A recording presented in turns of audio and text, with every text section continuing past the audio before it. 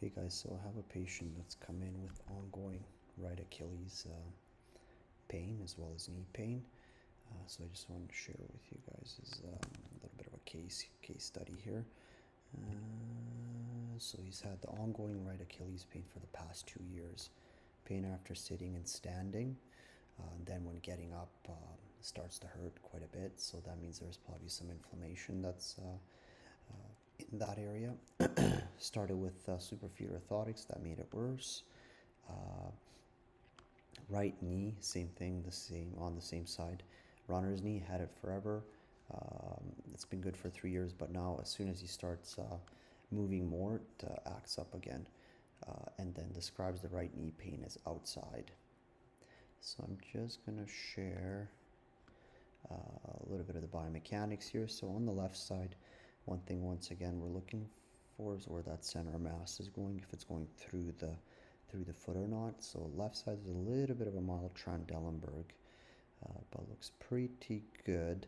The left hip is a little bit laterally shifted, but the key is what we're looking for is here is this how the center mass is, where the center mass is compared to where the foot is, and also looking to see how the shoulders are, if they're symmetrical, and if there's any rotation. Now on the right sides you can see the line here from the middle of the calcaneus laterally. We always kind of want to look at that versus that to see if there's a difference, which which distance is longer. Essentially that's what we're looking for. I'm also looking to see once again the center mass, where is it going. So look, you see his center mass is going to be lateral to the calcaneus, outside the calcaneus, which usually indicates that this area here, lateral aspect of the calf and also the IT band, are more prone to having inflammation and issues, especially if someone is going to go and exercise and utilize these areas quite a bit more. Another thing that we're looking for, obviously, this line to see um, if anything on the right, when he's standing on the right, it's pretty straight, but that's most likely because he's compensating as that hip is coming out. And another thing that I like to look at is pull a line up here and see where this shoulder is compared to this shoulder. Now you can see that the right shoulder not only is it lower, but it's also kind of going forward a little bit more, which usually indicates that the whole rib cage is rotated to the right. And it's rotated counterclockwise.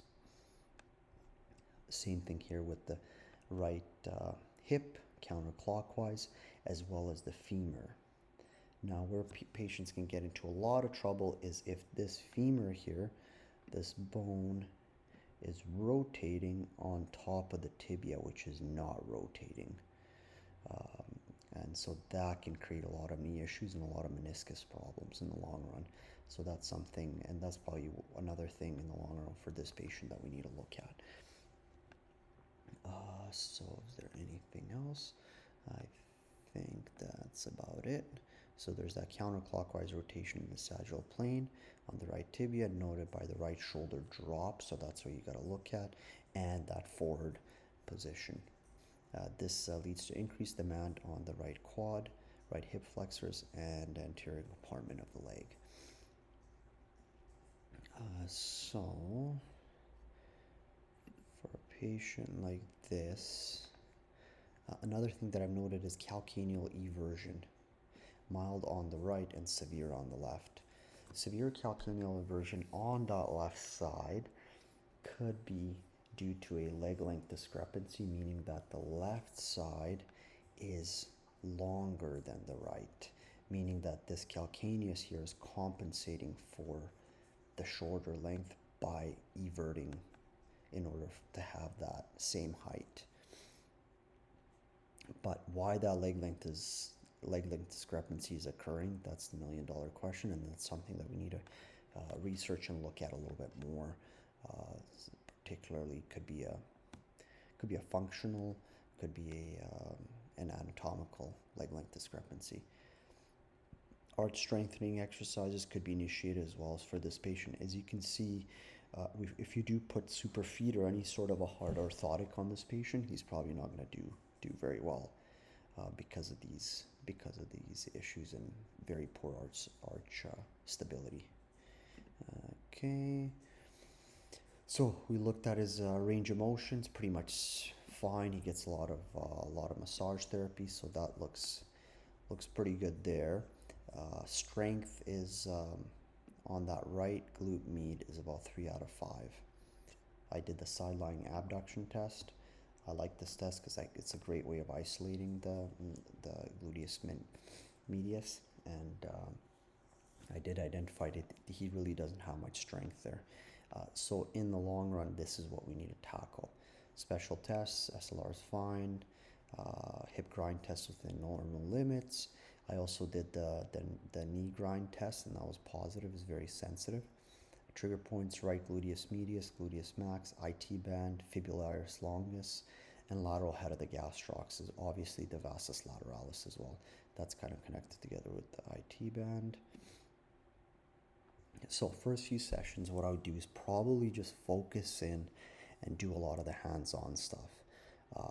Trigger point releases, definitely right glute med, right glute max, TFL, IT band, lateral head of the gastroc. Do that, shockwave, IMS, those same areas. Homework stretching is tolerated. Foam rolling and lacrosse ball, definitely to the affected areas. And the key here, what we got to focus on in the long run, is this right glute strengthening, essentially, and trying to improve his weight bearing ability on that right side. How well he's able to weight bear and the quality of the weight bearing, and being able to engage that gluteus muscle and the vastus medialis muscle during weight bearing. So what we want to do is start with non-weight bearing exercises and then progress to weight bearing retraining. Hands-on therapy, continue with above. Start retraining the glutes. There you go. Keep reassessing gait and pain levels at work, because this is when he gets the most pain levels. Continue with the hands-on. Definitely always when the patient comes in, we've got to work on the hands-on and then slowly progress to active rehab in weight-bearing exercise, such as single leg stance retraining, quarter squat, and that's about it.